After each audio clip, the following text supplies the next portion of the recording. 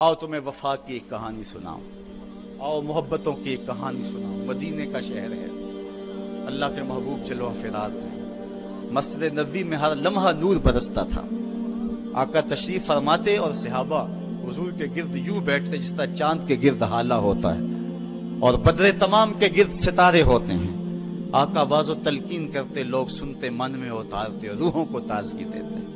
ایک چھوٹا سا بچہ ہے جو ننھے ننھے پاؤں سے چل کے مسجد نبوی میں پہنچ جاتا ہے۔ نام اس کا عمیر ہے۔ بمشکل سے بولنا سیکھا ہے اس نے۔ آقا کریم علیہ السلام کی خدمت میں کبھی وہ اپنے چچا جلاس بن سوید کے ساتھ جاتا ہے، کبھی وہ اکیلا بھی چلا جاتا ہے۔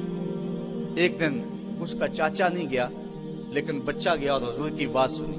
آقا کریم نے آخرت کے بارے میں، قیامت کے بارے میں نقشہ بیان کیا۔ جب وہ بچہ واپس پلٹا نا تو اپنے چچا کو کہتا ہے، یا اماہ سمیت رسول اللہ صلی اللہ علیہ وسلم یخبرنا عن الساعہ حتی کانی اراہا رای العین۔ اے میرے چچا، آج میں نے حضور کو قیامت کا ذکر کرتے دیکھا ہے، اور حضور نے ایسا ذکر کیا ہے کہ قیامت کا نقشہ میری آنکھوں کے سامنے آ گیا تھا۔ یہ بات جو ہے وہ اس بچے نے اپنے چچا کو سنائی، کیونکہ چچا آج غیر حاضر تھا اور بیٹا چاہ رہا تھا کہ میں اپنے چچا کو بھی حضور کی مجلس سے وہ سنی ہوئی بات بتا دوں اور جو محروم ہو گیا اس کی محرومیاں دور ہو جائیں۔ لیکن اس کا چاچا جلاس بن سوید ازلی بدبخت تھا۔ اس نے کہا، واللہ لو کان محمد صادقا لنحن شر من الحمیر۔ اللہ کی قسم اگر محمد سچا ہے نا تو ہم گدھوں سے بھی پھر گئے گزرے۔ جب یہ بات کہی اس نے تو اس بچے کے پاؤں تلے سے زمین نکل گئی کہ میرا چچا کیا بول رہا ہے۔ یہ تو مجھے انگلی لگا کہ مسجد نبوی میں لے جایا کرتا تھا اور اس نے یہ کیا بات کہہ دی، یہ تو منافق نکلا۔ اللہ اکبر! اس بچے کی حیرت کی انتہا نہ رہی کہ یہ کیا ماجرا ہو گیا۔ اس بچے نے جو لفظ کہا اب سنیے، اس نے کہا، یا امی، اے میرے چچا، واللہ انکا کنت من احب الناس الی قلبی۔ اللہ کی قسم میرے دل کو سب سے اچھا اگر کوئی لگتا تھا بندہ تو وہ تو تھا۔ میں تیرے سے پیار کرتا تھا اس لیے کہ تو مجھے انگلی سے لگا کے حضور کی چوکھٹ پہ لے جایا کرتا تھا۔ مجھے اس لیے تو پسند تھا، مجھے کائنات میں سب سے محبوب تو تھا۔ واللہ لقد اصبحت الان ابغضهم الی قلبی جمیعا۔ اور اب میری حالت یہ ہے جتنا برا تو لگتا ہے واللہ مجھے کوئی بھی نہیں لگتا۔ یا امی انا بین الاثنتین۔ ہمارے ماں باپ قربان اس بچے کے، حضرت عمیر بن سعد رضی اللہ تعالیٰ عنہ کہتا ہے، یا امی، اے میرے چچا، واللہ انکا کنت من احب الناس الی قلبی۔ اس زمانے میں سب سے پیارا مجھے تو لگتا تھا۔ واللہ لقد اصبحت الان ابغضهم الی قلبی جمیعا۔ اور آج سب سے زیادہ مجھے برا تو لگتا ہے۔ آگے لفظ سنیے بچے کے، یا امی انا بین الاثنتین۔ چچا جی، اب میں ایسے دو راہے پہ کھڑا ہو گیا ہوں، دو راستے جاتے ہیں۔ ایک راستہ تو میرے لیے یہ ہے، اما ان اخون اللہ و رسولہ فلا اخبر الرسول۔ ایک راستہ تو یہ ہے کہ میں اللہ اور اس کے رسول سے خیانت کروں اور جو تیری بات ہے وہ رسول اللہ کو نہ بتاؤں۔ ایک تو یہ راستہ ہے کہ میں حضور سے خیانت کروں، اللہ سے بھی خیانت کروں، اور جو تو نے کہا ہے، جو تو نے بدتمیزی کی ہے، میں وہ بات حضور کو نہ بتاؤں۔ وَإِمَّا أَنْ أُخْبِرَ الرَّسُولَ وَلْيَكُنْ مَا يَكُونُ۔ اور دوسرا راستہ میرے پاس یہ ہے کہ جو تو نے کہا ہے میں جا کے حضور کو بتاؤں، پھر جو ہو سو ہو۔ بس اب میرے پاس دو ہی راستے ہیں۔ فقال جلاس بن سوید، اس کے چچا جلاس بن سوید نے کہا، انت طفل غض لا یصدقک الناس فقل ما شئت۔ تو نا سمجھ سا بچہ ہے، چھوٹا سا بچہ ہے، تیری بات کس نے ماننی ہے، جا جو جی چاہتا ہے کہہ لے۔ وہ بچہ اٹھا اور حضور کی مجلس میں پہنچ گیا، حضور کی چوکھٹ پہ حاضر ہوا۔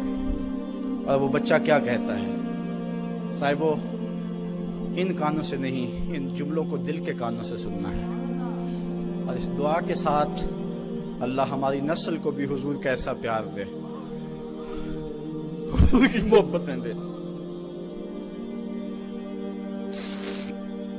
وہ کیا کہتا ہے، یا رسول اللہ صلی اللہ علیہ وسلم الجلاس بن سوید خان اللہ و رسولہ، حضور جلاس بن سوید نے اللہ اور اس کے رسول سے خیانت کی ہے، وہو عمی، اور میرا چچا لگتا ہے۔ اگلے لفظ سنیے، وَقَدْ تَبَرَّأْتُ إِلَى اللَّهِ ثُمَّ إِلَيْكَ مِنْهُ، حضور میں پہلے اللہ کے حضور پھر آپ کے حضور اس سے بیزاری کا اعلان کرتا ہوں۔ حضور میرا اس سے کوئی تعلق نہیں ہے، میرا اس سے کوئی واسطہ نہیں ہے۔ میں اللہ سے بھی کہتا ہوں میرے مالک، میرا چچا سے کوئی تعلق نہیں ہے چونکہ وہ تیرے محمد کا دشمن ہے۔ حضور میں آپ سے بھی کہتا ہوں کہ میرا میرے چچا سے کوئی تعلق نہیں ہے چونکہ وہ آپ کا دشمن ہے۔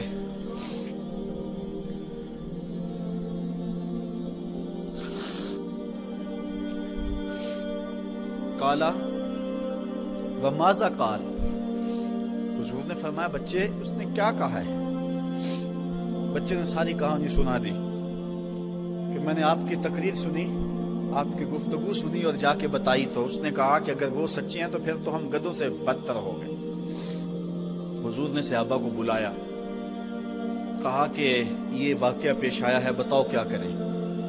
صحابہ نے عرض کی ھذا طفل صغیر لا تصدقه فهو لا یعی ما یقول والجلاس بن سوید یصلی معنا وهو شیخ کبیر وعاقل، حضور یہ بچہ چھوٹا ہے، کم عقل ہے، کم سمجھ ہے، یہ تو اپنی بات بھی نہیں صحیح طرح سمجھ سکتا، جو کہتا ہے تو وہ بھی نہیں جانتا، اور جلاس بن سوید بڑی عمر کا آدمی ہے، ہمارے ساتھ نمازیں پڑھتا ہے اور عاقل شخص، تو آپ اس بچے کی بات کی پرواہ نہ کیجیے اور اس کی خبر کی تصدیق نہ کیجیے۔ ادھر جلاس بن سوید کو جب پتا چلا تو اس نے بھی قسمیں کھانی شروع کر دی کہ میں نے تو کوئی بات کہی نہیں ہے، ایک چھوٹے سے بچے نے جا کے ویسے ہی بات کر دی۔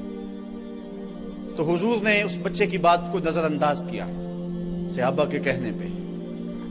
اب اس بچے نے جب دیکھا کہ میری بات حضور نے قبول نہیں کی ہے تو اس نے جھولی پھیلا لی اور آسمان کی طرف دیکھ کر کے کہا اللہم ان کنت صادقا فصدقنی وان کنت کاذبا فکذبنی، اے اللہ اگر میں جھوٹا ہوں تو مجھے جھوٹا کر دے، اور اگر میں سچا ہوں تو میری سچائی کا اعلان کر دے۔ یہ بچے نے جب بات کی تو ابھی اس نے منہ پہ دعا مانگ کے ہاتھ نہیں پھیرے تھے کہ جبریل آ گئے، اور سورہ توبہ کی آیت نازل ہوئی یحلفون باللہ ما قالوا وَلَقَدْ قَالُوا كَلِمَةَ الْكُفْرِ وَكَفَرُوا بَعْدَ اسْلَامِهِمْ، یہ قسمیں کھاتے ہیں کہ ہم نے یہ بات نہیں کی ہے۔ محبوب انہوں نے اسلام لانے کے بعد کلمہ کفر بولا ہے، انہوں نے کلمہ کفر بولا ہے، اس نے بات کہی ہے۔ تو اللہ تعالیٰ کے محبوب نے اس بچے کو اپنے پاس بلایا، کہا مرحبا بالذی صدقہ ربہ من فوق سبع سماوات، خوش آمدید وہ بچے جس کی 7 آسمانوں سے اوپر رب نے بھی گواہی دی ہے، جس کی رب نے بھی گواہی دی ہے۔ پھر حضور نے اس بچے کے کان کو پکڑا اور فرمایا وفت اذنک یا غلام وصدقک ربک، بچے تیرے کان نے ٹھیک ہی سنا تھا اور تو وہ ہے جس کی گواہی اور جس کی تصدیق میرے رب نے فرمائی۔ اللہ اکبر۔ حضرت عمر رضی اللہ تعالیٰ عنہ کا دور آیا تو انہوں نے حضرت عمیر بن سعد انصاری رضی اللہ تعالیٰ عنہ کو حمص کا گورنر بنا دیا، اور پھر جب وہ فوت ہوئے تو حضرت عمر روئے، فرماتے کاش کہ میرے پاس عمیر جیسا کوئی دوسرا آدمی ہوتا اور میں مسلمانوں کی محافظت کے لیے اسے مقرر کرتا۔ اللہ اکبر۔ تو حضور علیہ الصلوۃ والسلام کی محبت اور حضور کے ساتھ وفا کا یہ رشتہ اور یہ تعلق اور یہ گہرا ربط اللہ تعالیٰ کی محبت کا بندے کو مستحق کرتا ہے۔ اللہ نے بھری بزم کے اندر اس بچے کو عمیر بن سعد رضی اللہ تعالیٰ عنہ کو جھوٹا نہیں ہونے دیا۔ تو اقبال کہتا ہے کی محمد سے وفا تو نے تو ہم تیرے ہیں، یہ جہاں چیز ہے کیا لوح و قلم تیرے ہیں۔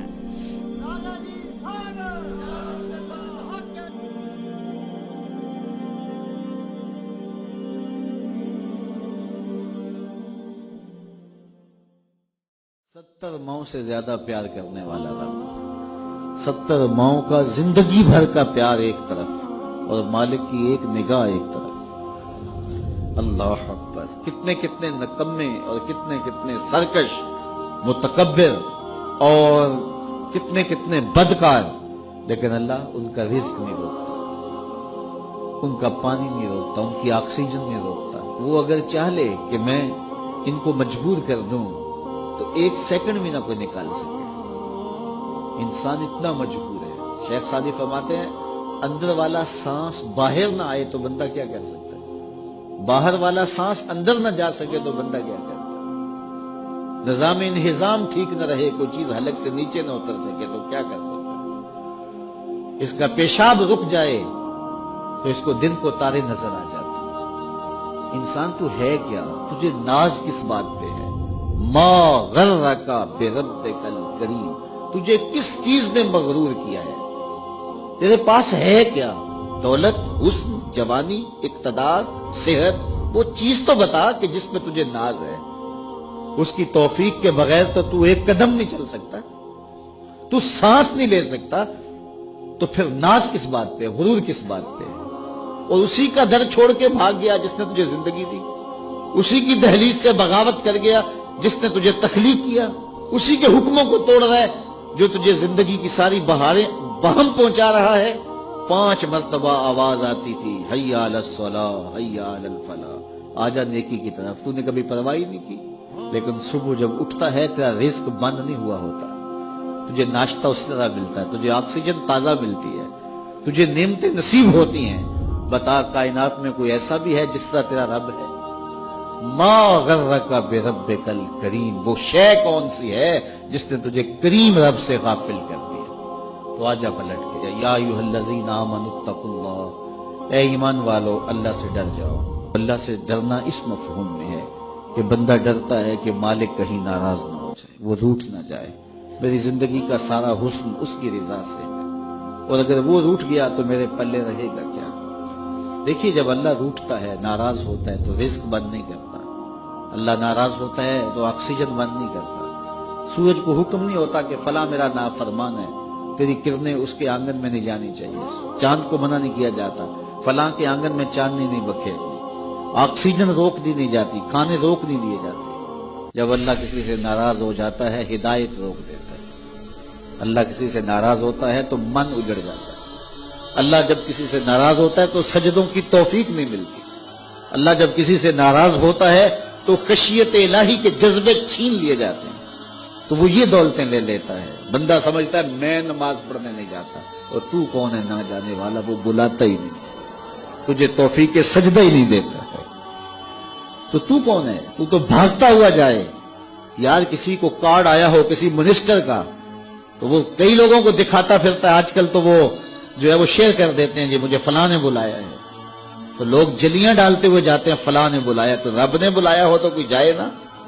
او میاں تجھے اس نے پھر بلایا ہی نہیں، تیرے سے ناراضگی ایسی ہے کہ تیرے کانوں سے آواز تو ٹکرائی ہے لیکن تیری روح تک نہیں پہنچی، اس نے روک دیا راستے میں۔ اللہ فرماتا ہے کہ ہم ان کے کانوں میں پردے ڈال دیتے ہیں، ان کی آنکھوں پہ پردے ڈال دیتے ہیں، ان کے دل پہ پردے ڈال دیتے ہیں۔ تو بندہ کہتا ہے میں نہیں پڑھتا، تو کون ہے نہ پڑھنے والا؟